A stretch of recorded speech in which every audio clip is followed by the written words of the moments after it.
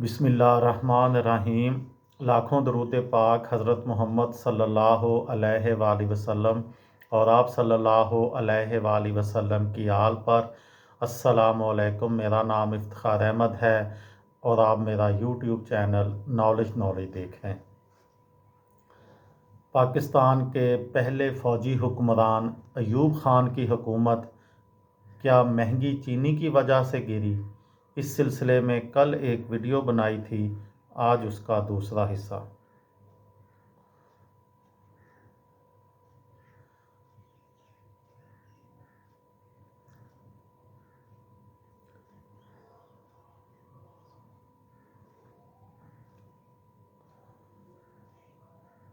ایوب خان نے the great decade of development and reform کا نعرہ تخلیق کیا۔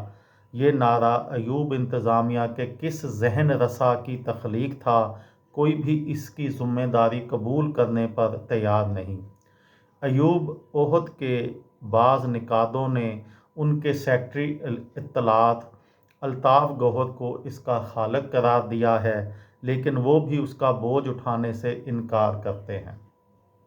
یہ نعرہ، جس کا رواں ترجمہ ترقی اور اصلاحات کا عشرہ عظیم ہو سکتا ہے، اس عہد میں ریاستی نصب العین کی شکل اختیار کر گیا، کیونکہ تمام سرکاری دفاتر کے نمایاں ترین مقامات، سرکاری اسٹیشنری اور بہت سی دیگر دستاویزات پر بھی اس کا اندراج ضروری خیال کیا گیا۔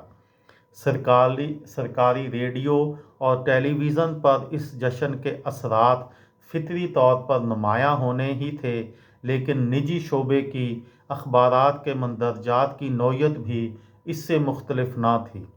اس مقصد کے لیے اخبارات کو بڑے پیمانے پر اشتہارات جاری کیے گئے اور خصوصی ایڈیشنوں کا اہتمام کیا گیا، جس میں ایوب عہد میں زندگی کے مختلف شعبوں، خصوصاً معیشت اور آئینی اصلاحات وغیرہ کو اجاگر کیا جاتا۔ ان اخبارات میں ایوب خان کی روزانہ 8 اور 10 تصاویر شائع ہوئیں۔ شہاب نامہ میں قدرت اللہ شہاب لکھتے ہیں کہ شروع میں کچھ لوگوں نے ایک معقول حد تک اس مہم میں دلچسپی کا اظہار کیا، لیکن دن رات ایک ہی ڈھنڈورا پیٹے جانے کی وجہ سے لوگوں کی دلچسپی بہت جلد اس میں کم ہو گئی۔ پھر لوگ اس سے اکتانے لگے اور بالآخر مذاق اڑانے لگے۔ لیکن اسی جشن کے دوران جب اشیاء ضرورت، خاص طور پر چینی کی قیمت میں اضافہ بھی ہونے لگا، تو فوجی حکمران کے حق میں کیے جانے والے اس پروپیگنڈے نے پورس کا ہاتھی بن کر خود ایوب خان کو ہی روند ڈالا۔ عوامی بیزاری کا ایک بڑا سبب عہد ایوبی کی برکات کا حد سے بڑھا ہوا ذکر تھا۔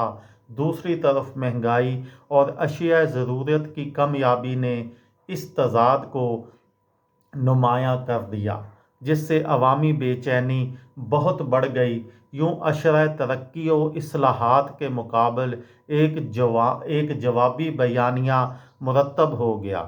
ایوب مخالف بیانیے کے مرکزی کردار مرکزی وزیر تجارت عبدالغفور ہوتی تھے۔ یہ ان کی پالیسیوں کا ہی نتیجہ تھا کہ چینی کے علاوہ چاول، دالوں، آٹے اور میدے کی قیمتوں میں ہوشربا اضافہ ہو گیا، اور صورتحال اتنی بگڑی کہ ملک کے سب سے بڑے شہر یعنی کراچی میں بیکریوں نے ہڑتال کر دی۔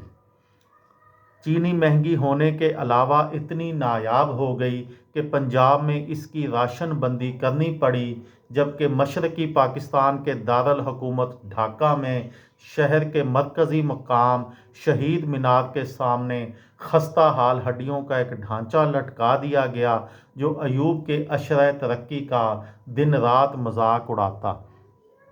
ایوب خان نے اپنی ڈائری میں لکھا کہ انہیں ناکام بنانے کے لیے خود حکومتی مشینری بھی کام کر رہی تھی۔ اس کا ثبوت انہوں نے یہ پیش کیا کہ مشرقی پاکستان میں ایکسائز اینڈ ٹیکسیشن کے عہدیدار اشیاء خوردونوش مارکیٹ میں نہیں لانے دیتے تھے اور انہیں انڈیا اسمگل کروا دیا جاتا تھا۔